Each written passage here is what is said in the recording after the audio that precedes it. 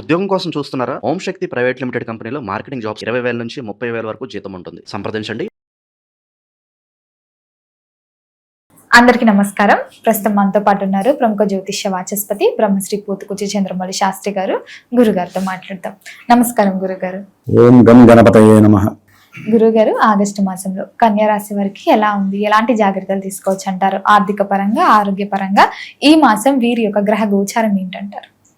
మా కన్యా రాశి వారికి ఈ ఆగస్టు మాసం మొత్తం కూడా గ్రహ గోచారాన్ని గమనిస్తే ఆగస్టు 5వ తేదీ నుండి కూడా ఈ రాశికి అధిపతి అయినటువంటి బుధుడు లాభస్థానంలో గురుడితో కలిసి ఉండటం, అట్లాగే గురుడు కూడా లాభస్థానంలో ఈ నెల రోజులు అక్కడే ఉంటాడు.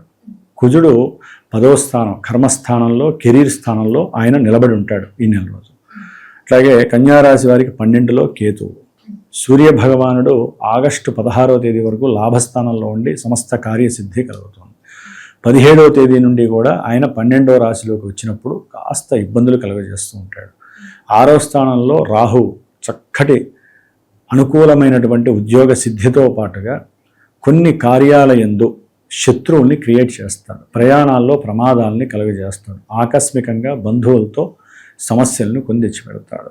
ఎవరు? ఈ కన్యారాశి వారికి కుజగ్రహ ప్రభావము, రాహుగ్రహ ప్రభావము తీక్షణంగా వీక్షణంగా ఇబ్బందికరంగా ఉండేటటువంటి పరిస్థితి.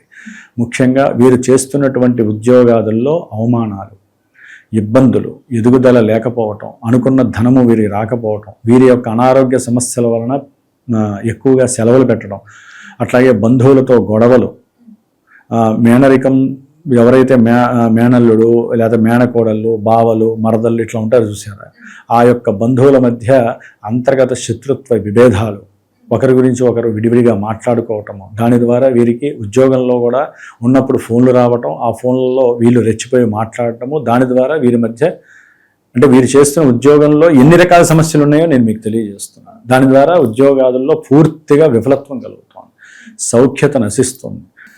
అట్లాగే తండ్రి గారికి సంబంధించిన ఆస్తుల విషయాల్లో కూడా కొంతవరకు వీళ్ళకి మూమెంట్ బాగానే ఉంటుంది, అంటే ఆస్తిపాస్తుల విషయాల్లో. కానీ ఈ 17వ తారీఖు నుంచి మాత్రము సూర్యుడు 12వలోకి వచ్చి రాహుకేతువులతో సంబంధం కలగడం ద్వారా మళ్ళీ ఈయన ఉద్యోగారకుడు కదా, ఉద్యోగంలో మళ్ళీ ఏదో ఒక సమస్యలు, ప్రమోషన్ రాకపోగా ఉన్నటువంటి ఉద్యోగంలో వేరే కొంతమందికి ఏమో పక్కగా మారుస్తారు.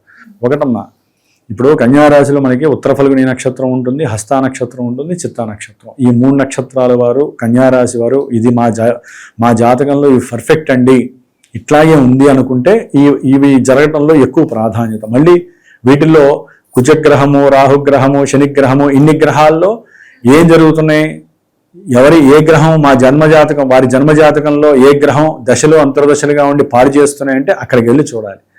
మెయిన్ స్విచ్ అది ట్రాన్స్ఫార్మర్లో ఉంటుంది. ఇక్కడ గోచారంలో మనకి అన్ని గ్రహాలు చెడ్డగానే ఉన్నాయి, కొన్ని గ్రహాలు లాభంలో ఉన్నాయి. లాభం జరగాల్సిన గ్రహం కూడా చెడుగా ఇస్తుంది ఒక్కోసారి. ఇప్పుడు కన్యారాశికి 11లో బుధుడు, గురుడు ఉన్నాడమ్మా. వ్యాపారంలో వృద్ధి, గృహపరమైనటువంటి లాభము, వివాహపరమైనటువంటి లాభసిద్ధి, అట్లాగే వీరు చేసేటటువంటి కెరీర్లో మంచి లాభం కలగటము, వీరు అనుకున్న పనులన్నీ కూడా అలా జరిగిపోతూ ఉంటాయి, ఫాస్ట్గా మూవింగ్. అట్లాగే ఉద్యోగంలో ప్రమోషన్స్. మరి బుధగురు లాభంలో ఉంటే ఇవన్నీ కలుగుతాయి కదా. మరి ఆ 10వ ఇంట్లో కుజుడున్నాడు కదా, మరి ఆయన ఇవన్నీ భంగం చేస్తున్నాడు కదా. 6లో రాహు కుజ నక్షత్రంలో ఉన్నాడు, మరి ఆయన పాడు చేస్తున్నాడు, శత్రువులను వృద్ధి చేస్తాడు. ఇప్పటిదాకా శత్రు రోగ నివృత్తి చేస్తే ఇప్పుడు వృద్ధి చేస్తాడు. ఎందుకంటే రాహు కుజుడిని చూడడం, ఆకస్మికంగా ప్రయాణాల్లో ప్రమాదాలు, ఆటంకాలు, అనుకున్న ప్రయాణాలు వాయిదాలు పడడం, అన్నదమ్ముల మధ్య ఈ ఆస్తి విషయాలలో ఎక్కడో అనుకున్న లాభాలు సరిగ్గా పంచుకోలేక ఇబ్బందులు పడటం. అట్లాగే ఈ యొక్క కన్యారాశి వారికి భూగృహ సంబంధిత విషయాలలో పూర్తిగా లాభాలు వస్తాయి అనుకున్నప్పుడు బేరాలు దగ్గర దాకా వచ్చి పోవటము, లేకపోతే వీరి ద్వారా మధ్యవర్తి ఎవరన్నా ఉండి దాన్ని వేరే క్రాస్ చేయటము, లేకపోతే వీరు ధైర్యంగా వారితో మాట్లాడదాం అనుకునే లోపల వీరిలో తెలియనటువంటి భయం ఆవహించటం, అవతల వాళ్ళు వీళ్ళని అనుమానిస్తున్నారా అనేటటువంటి ఫీలింగ్.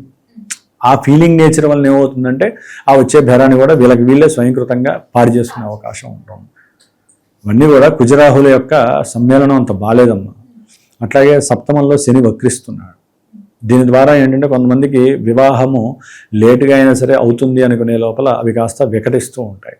వ్యాపార భాగస్వామ్యాలలో కానీ భార్యాభర్తల మధ్య కానివ్వండి విపరీతమైనటువంటి కాస్త సమస్యలు కలగటానికి, అంటే మాట సమస్యలు ఎక్కువగా ఉంటాయి. మాట్లాడకూడని మాట మాట్లాడటము, ముఖ్యంగా ఎక్కడ వస్తాయమ్మా, ఈగో ఫీలింగ్స్, అనుమానాలు, ఒకరి మీద ఒకళ్ళు అవమానించుకోవటం, ఒకరి గురించి ఒకళ్ళు నెగిటివ్గా చెప్పుకోవటము, లేకపోతే వీరు అనుకున్నది ఒకటైతే అవతల వాడు అనుకోవటం ఒకటి. అది భార్యాభర్తలు కావచ్చు, పార్ట్నర్షిప్ విషయంలో కావచ్చు, వ్యాపారంలో కావచ్చు. దాని ద్వారా ఏమవుతుందంటే ఎవరికి వాళ్ళే నిర్ణయాలు పాడు చేసుకున్న వాళ్ళు అవుతారు. అప్పటి వరకు మంచిగా ఉన్న వాళ్ళు ఆ యొక్క సిస్టమే కొలాప్స్ అయ్యే అవకాశం ఉంటుంది. కాబట్టి శని అలా రావడం ద్వారా కొంతమంది భార్యాభర్తలు కనుక అయితే కనుక వారి మధ్య సమస్యలు పెద్దవిగా ఉండటం. ఎందుకంటే శుక్రుడు కూడా కారకుడై జన్మరాశిలో కన్యారాశిలో నీచ స్థితిని పొంది ఉంటాడు. మొన్నటిదాకా కొన్ని ప్రాబ్లమ్స్, ఇప్పుడైతే కనుక అనారోగ్య సూచనలు, భార్యకి అనారోగ్యము లేకపోతే భర్తకి అనారోగ్యము, ఈ కన్యారాశి అయినటువంటి వాళ్ళకి ధనపరంగా ఎవరికన్నా ఇచ్చి నష్టపోవటము, మోసపోవటము, ఏదో ఒక కీడు. ఎందుకంటే శుక్రుడు బలంగా ఉండాలమ్మా. జన్మరాశిలో శుక్రుడు ఉన్నాడు బ్రహ్మాండంగా ఉంటుందని కాదు, ఆయన నీచలో ఉన్నాడు. నీచలో ఉండటం ద్వారా ఆర్థిక నష్టము, కుటుంబ సమస్యలు, కోర్టు సమస్యలు, భార్యాభర్తల మధ్య అన్యోన్యత లోపించటము, అట్లాగే ఎవరైతే బంధువులు ఉంటారో లేకపోతే అంటే వృత్తి ఉద్యోగ వ్యాపారాల్లో కొంచెం అసమతుల్యత కలగటము, తండ్రి గారి యొక్క ఆరోగ్యం పాడవటము, తండ్రి గారి యొక్క ఆస్తులకి సంబంధించిన విషయాల్లో కోర్టు కేసుల్లో వీరు ధనాన్ని కోల్పోవటము, ప్రతి పని ఆలస్యము, ఆటంకము, ప్రతిబంధకం, ఇన్ని రకాల సమస్యలు. దాని తోడు కన్యారాశి వారికి కేతువు 12లో ఉండి ప్రతి కార్యంలో ఆటంకమే, ప్రతిదీ సమస్య. ఇక సూర్యగ్రహం ఆయన దాదాపుగా కన్యారాశి వారికి ఆగస్టు 16 వరకు కూడా సమస్తము కార్యలాభమే. వ్యాపారం పెట్టిన వాళ్ళకి వ్యాపారంలో లాభం కలగజేయటం, ఏదైనా గవర్నమెంట్ పనులు ఉన్నా సరే ఈ లోపల అయిపోతాయి, చాలా వరకు ఫాస్ట్గా అయిపోతూ ఉంటాయి. అట్లాగే కుటుంబంలో కానివ్వండి, భార్యాభర్తల మధ్య కానివ్వండి అవమానాలు ఒకరికొకరు క్రియేట్ చేయడం, బంధువులతో సమస్యలు, ఇవన్నీ మరి వస్తున్నాయి. ఏది చూసుకోవాలి? జన్మజాతకం చూసుకుంటే తెలిసిపోతుంది. వీరికి ఏదో సమస్య ఒకటే ఉంటుంది ప్రస్తుతానికి. సరే ఇవన్నీ ఉన్నా కొంతమంది బయట పెట్టుకోరు, కొన్నే ఉన్నాయి. ఆ కొన్నిట్లో మళ్ళీ ఒకటే ఉంటుంది. ఉద్యోగమా, వ్యాపారమా, ఇల్లా, లేకపోతే భార్యాభర్తల, లేదా పెళ్లి గురించా, సంతానం గురించా, వీటిల్లో చూస్తే ఏది జన్మజాతకంలో దశ, అంతర్దశ, అవి చూపించుకుంటేనే ఎవరైనా సరే ముందుకెళ్లాలా, వెనక్కి తగ్గాలా, ఇప్పుడు మాకు బాగుందా బాగాలేదా, ఈ విషయాలు మేము చెప్తే కానీ తెలియదు. కాబట్టి ఎవరైనా సరే సమస్యలున్నా, ఇందాక చెప్పిన సమస్యల్లో నన్ను సంప్రదించండి, నాకు మెసేజ్ కానీ ఫోన్ కానీ చేయండి. నేను మీకు ఆ జాతక చక్రంలో ఉన్నటువంటి విశేషాలు మీకు వివరిస్తే దాని పరంగా ఏ పరిష్కారం అన్నా చేయాలంటే నేను చేసి పెడతాను. దానికి సరైనటువంటి ఫలితాన్ని ఆ గ్రహాలు మీకు అందిస్తాయని చెప్పి మీరు భావించాలి, నమ్మాలి. జ్యోతిష్యాన్ని నమ్మతం పాటుగా పరిష్కారం ఉన్నప్పుడు పరిహారంగా ఆచరించాలి. అదే అది పరిష్కారం కాదు, జీవితాంతం అది అట్లాగే వెళ్తూ ఉంటే వీళ్ళ జీవితాల్లో వీళ్ళ డబ్బును కోల్పోతారు, మానసికంగా చిత్రబద వహిస్తారు. కాబట్టి లెక్క ప్రకారము కన్యారాశి వారికి చక్కగా శీఘ్ర కళ్యాణ బాధ్యత కలిగింది. శని వలన అది విభేదాలుగా మారుతున్నాయి. కాబట్టి ఉన్నంతలో కన్యారాశి వారికి అయితే కనుక బుధగురుల బలం బాగుంది. కాబట్టి ఈ నెల రోజుల్లో చక్కగా ఇందాక చెప్పిన కొన్ని లాభాలు అయితే వీరిని వరిస్తున్నాయి. ఇది మాత్రం ఎక్కడా ఇబ్బంది పడక్కర్లేదు, వరిస్తాయి. అందరికీ ఒకేలా ఉండదుగా. మరి గురుగారు, ఈ కన్యారాశి వారందరికీ కూడా బాగుండాలంటే ఏ దైవ నామస్మరణ చేయమని? సూర్య నమస్కారాలు ఒకటమ్మా, అట్లాగే అర్ధనారీశ్వర స్తోత్రము, ముఖ్యంగా లక్ష్మీదేవిని ఎంత ఆరాధిస్తే వారంతా జీవితంలో, కుటుంబంలో, భార్యాభర్తల మధ్య హ్యాపీగా ఉంటారు, ధనము నష్టపోకుండా ఉంటారు. ఎప్పుడు ఈ నెల రోజులు శుక్రుడు బాలేదు కాబట్టి శుక్రగ్రహ మంత్రాన్ని చేయించండి, లేకపోతే శుక్రగ్రహ స్తోత్రాన్ని, లక్ష్మీదేవిని ఎక్కువగా ఆరాధిస్తే ఉన్నంతలో వీళ్ళు బాగుంటారు. ఇక హనుమంతుడిని ఎట్లయినా ఆరాధించాలి. చెప్పాక చివరికి పరిష్కారాలు కూడా జన్మజాతకరీత్యానే ఉంటాయమ్మా. అది ఉంగరాల, రుద్రాక్ష, పరిష్కారం ఏం చేయాలి, ఇవన్నీ జన్మజాతకమే బేసే ఉంటాయి. నేనైతే అట్లాగే చెబుతాను. గోచార రీత్యా మీకు ఎన్ని గ్రహాలు చెప్పాలి చెప్పండి? గోచార రీత్యా బుధగురులు తప్ప మిగతా గ్రహాలన్నీ నెగిటివ్గానే ఉన్నాయి. ఏ గ్రహానికి మీరు జపం చేస్తారు, ఏ గ్రహానికి హోమం చేస్తారు, ఏ గ్రహానికి అభిషేకం చేస్తారు తెలియదు కదా. అన్నీ చేయాలంటే భరాయించగలుగుతారా? జన్మజాతకంలో మాత్రమే మనకది మెయిన్ గ్రహం ఏంటి, మెయిన్ సమస్య ఎక్కడ ఉందో అక్కడ తెలియాలి.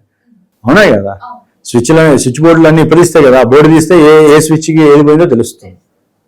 అవునా కదా? కాబట్టి ఉన్నంతలో కన్యారాశి వారికి అయితే కనుక వీరి యొక్క కృషి, వీరిలో ఉన్నటువంటి మాట, వీరిలో ఉన్నటువంటి తెలివితేటలు, అపారమైనటువంటి జ్ఞానము ఇందాక చెప్పినట్లుగా చాలా విషయాల్లో వీరికి సిద్ధినిస్తోందమ్మా. కొన్ని విషయాల్లో ఇబ్బందుల్ని కూడా కలుగజేస్తుంది.